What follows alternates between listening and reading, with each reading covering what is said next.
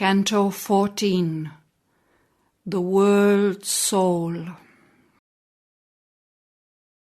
Immersed in voiceless internatal trance, the beings that once wore forms on earth sat there, in shining chambers of spiritual sleep.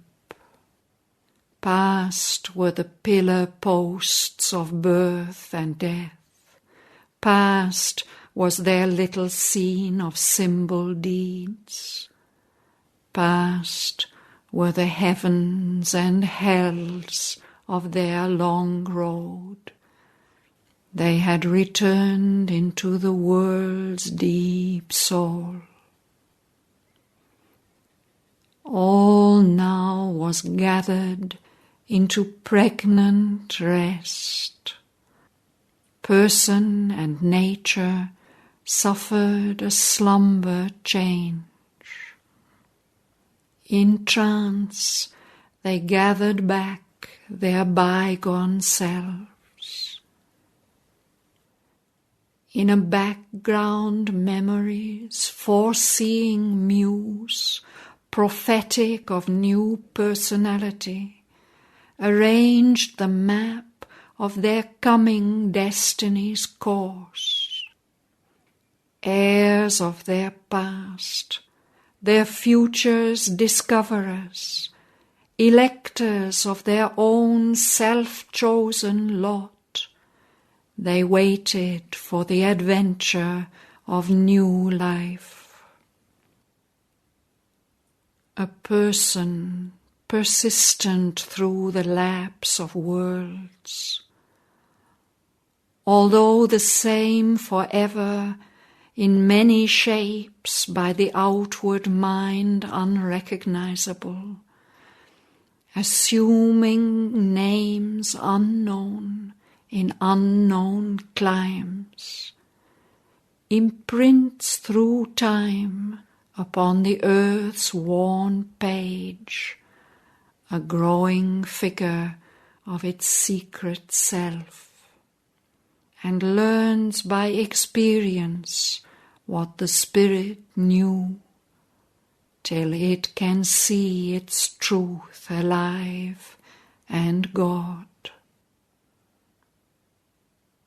Once more they must face the problem game of birth, the soul's experiment of joy and grief, and thought and impulse lighting the blind act, and venture on the roads of circumstance, through inner movements and external scenes, travelling to self across the forms of things.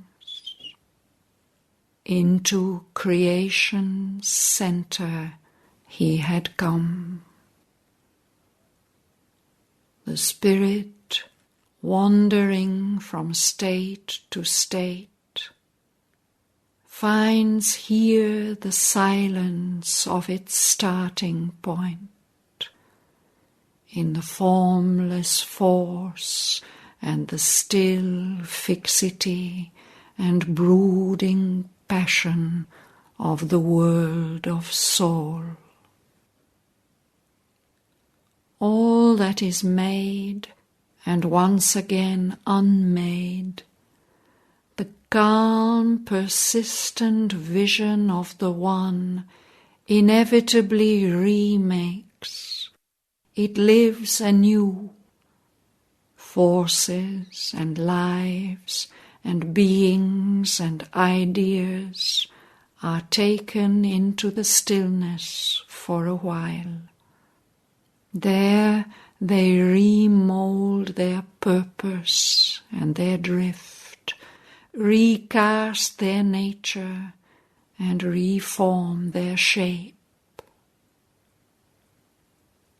Ever they change, and changing ever grow, and passing through a fruitful stage of death, and after long reconstituting sleep, resume their place in the process of the gods until their work in cosmic time is done. Here was the fashioning chamber of the worlds. An interval was left twixt act and act, twixt birth and birth, twixt dream and waking dream. A pause that gave new strength to do and be. Beyond were regions of delight and peace, mute birthplaces of light and hope and love, and cradles of heavenly rapture and repose. In a slumber of the voices of the world, he of the eternal moment grew aware. His knowledge, stripped bare of the garbs of sense, knew by identity, without thought or word.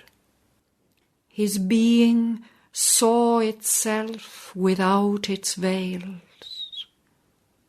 Life's line fell from the Spirit's infinity. Along a road of pure interior light,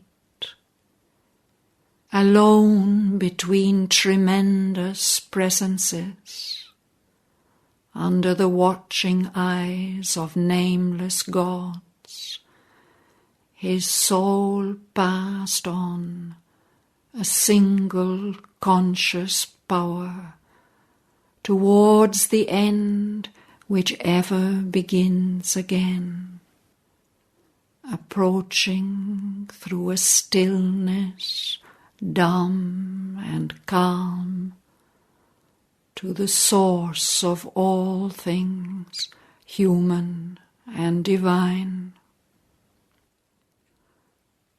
There he beheld in their mighty union's poise the figure of the deathless two in one, a single being in two bodies clasped, a diarchy of two united souls, seated, absorbed in deep creative joy. Their trance of bliss sustained the mobile world.